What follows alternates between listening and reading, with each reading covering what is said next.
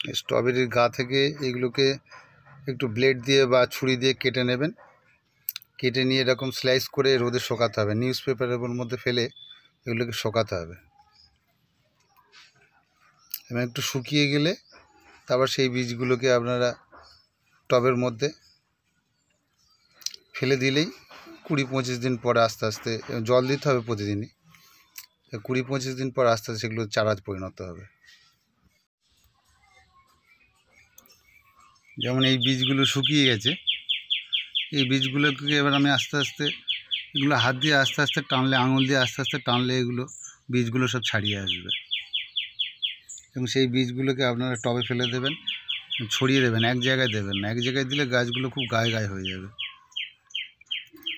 এবং চারাগুলো বাঁচিয়ে রাখলে আবার জুন জুলাই মাস থেকে এর রানার ছাড়তে শুরু হবে, এর থেকেই আবার চারা পাওয়া যাবে। এই গাছগুলো একটু বেশি দিন আগে ফেলা, যার ফলে কী হয়েছে, এই গাছগুলো একটু বড় বড় হয়েছে। এর থেকে গাছ আমি কিছু তুলে অন্য টবে ট্রান্সফার করে দিয়েছি, সেখানে গাছগুলো বড় হচ্ছে। এরকম গাছগুলো বড় বড় হয়ে গেলে একটু তুলে অন্য জায়গায় বড় টবে ট্রান্সফার করতে হবে। এই দেখুন কত সুন্দর গাছ হয়েছে, প্রতিটা টবেই চারা তৈরি হয়েছে। কিছু চারা খারাপ হয়ে যায়, যে বীজগুলো পাকাপোক্ত নয় সেই বীজগুলো থেকে সাধারণত চারা তৈরি হতে পারে না। তবে একটু বীজগুলো রোদে শুকিয়ে নিলে আরও ভালো চারা তৈরি করা যায়।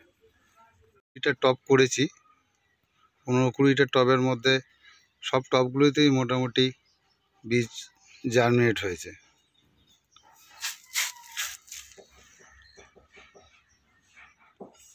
এইভাবে সিড থেকে স্ট্রবেরির গাছের গায়ে যে বীজ থাকে সেই বীজ থেকে চারা তৈরি হবে।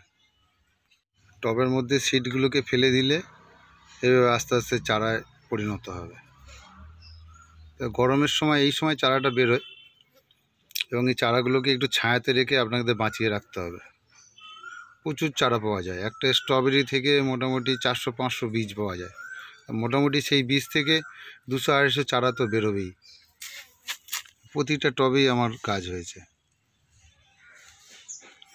আমি 20-15 দিন আগে ফেলেছিলাম বীজগুলো, স্লাইস করে কেটে কেটে দেওয়া আছে। স্ট্রবেরির সিড থেকে চারা তৈরি।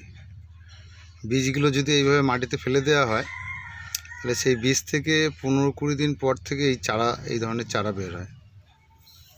প্রথমে ছোট অবস্থায় থাকে, 2টো করে পাতা বেরোয়, তারপর আস্তে আস্তে এগুলো 3টে 4টে করে আস্তে আস্তে পাতা গজাতে থাকে।